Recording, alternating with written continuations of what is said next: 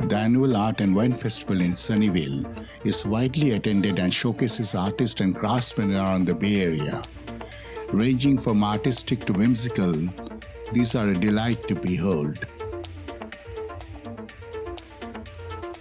Next, we see how the labor shortage is forcing a hot pot restaurant to supplement waiters with robo help.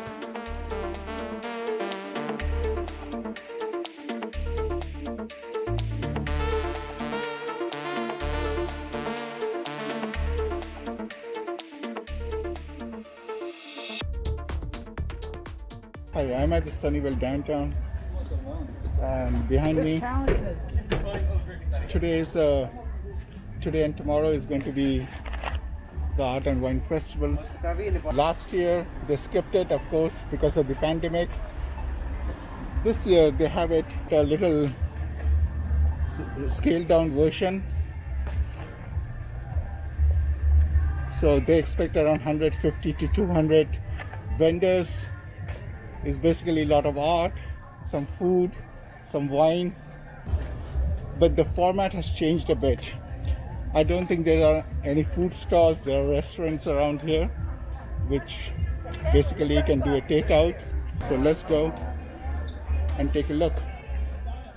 So once again we have the Sunnyvale Art and Wine Festival.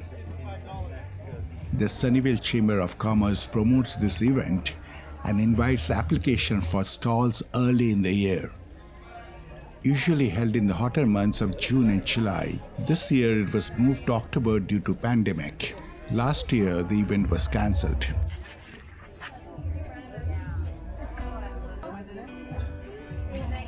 Started in 1972, this has grown from a handful of artists to a big sprawling event that can host over 300 artisans and vendors. But this year the number has been cut in half and food vendors were not allowed.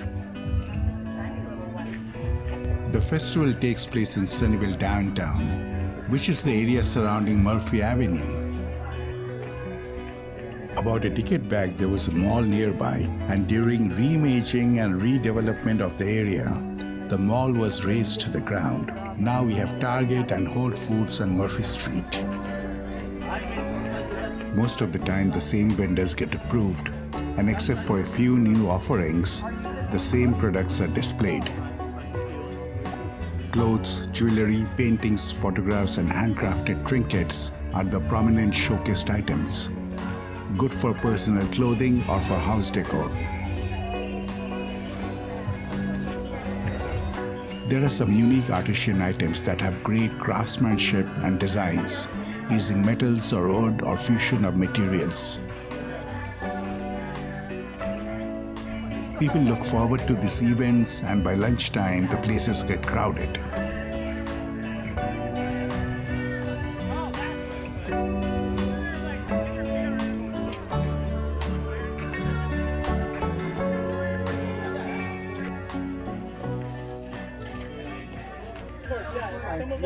Thirsty? I will, but I want a lager. Okay, a lager. You have one? Yeah, we have the light lager here. Oh, light lager. We have Blue Moon and we have Coors Light.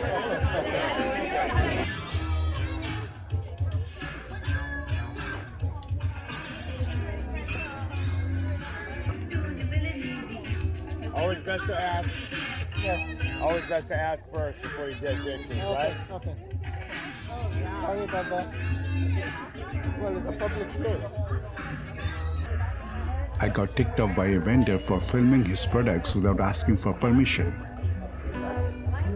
It seemed a bit strange considering both of us were on public property. Anyway, I moved on without arguing.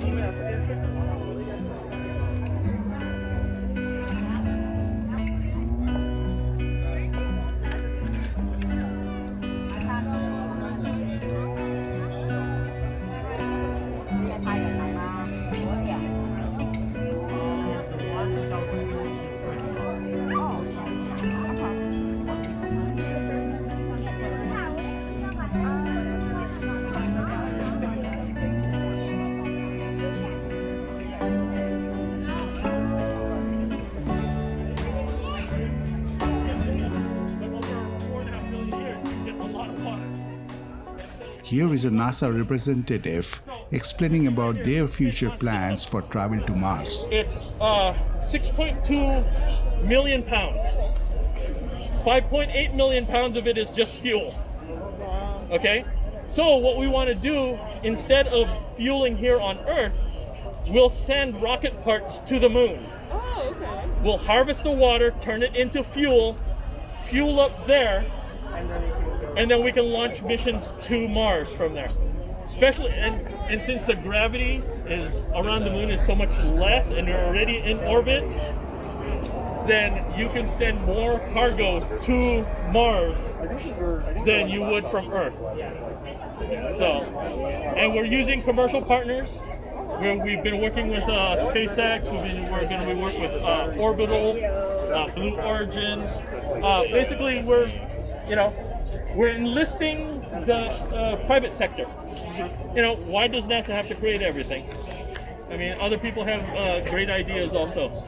And what we do is we sponsor, a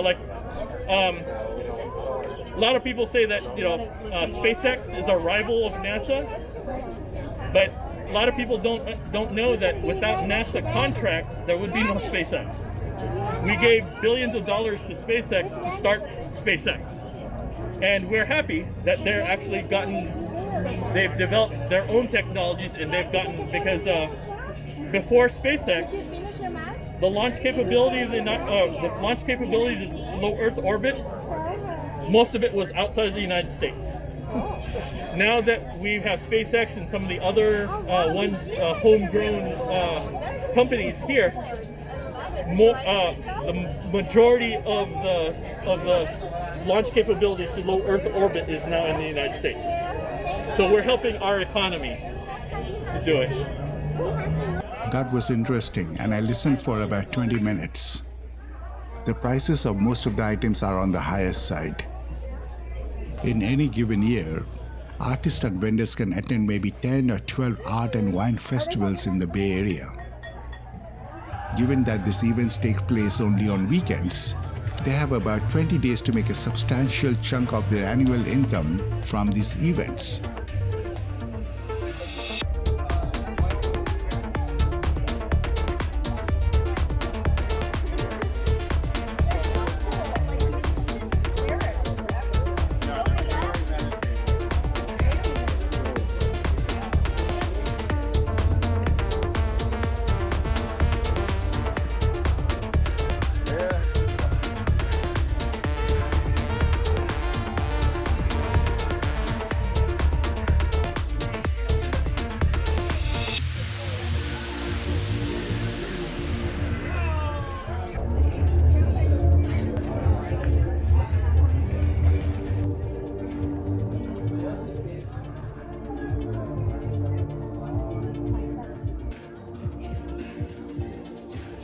On the way back, I went down Murphy Street, the busy, bustling lane with shops, bars, and restaurants.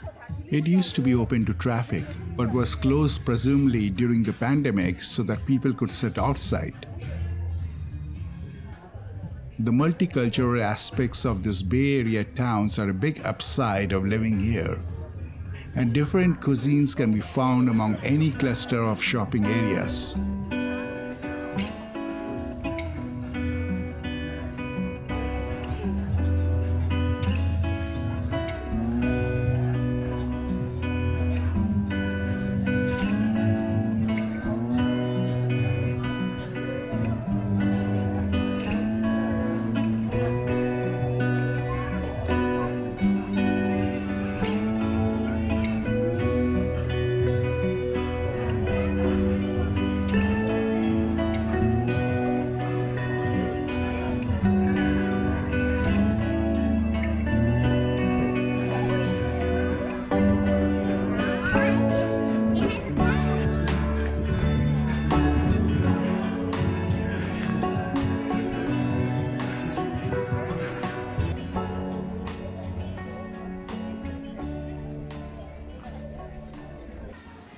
Talking of cuisines, I went to a hot pot restaurant, Haidilao, with a friend. The literal meaning of Haidilao is deep sea dredging and is a global chain known for its excellent customer service Situated in South Fremont in the Pacific Commons shopping complex, this is one of the well-known places attracting primarily Asian crowd. No lines during COVID and we are seated immediately.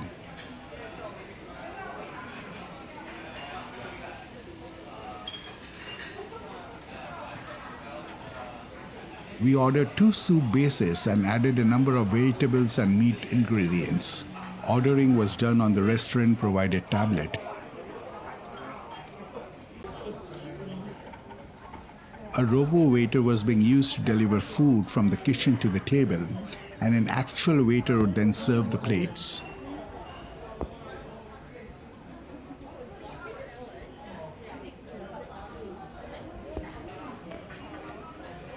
The robo moved silently and needed to beep to alert customers, as there were a few instances which looked like somebody would bump into it. But it was polite and waited patiently as clueless customers barred its passage, unaware of his presence.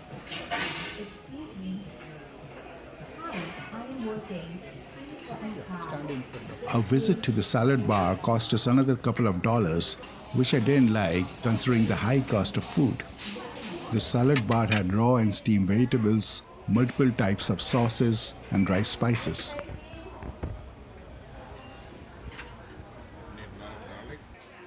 We received our 2 base soups and plates of vegetables and meat that we ordered.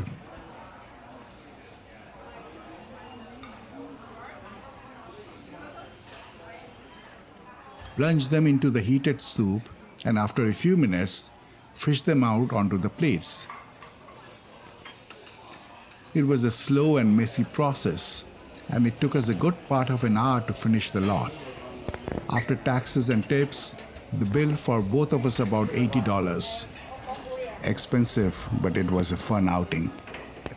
That's all for now.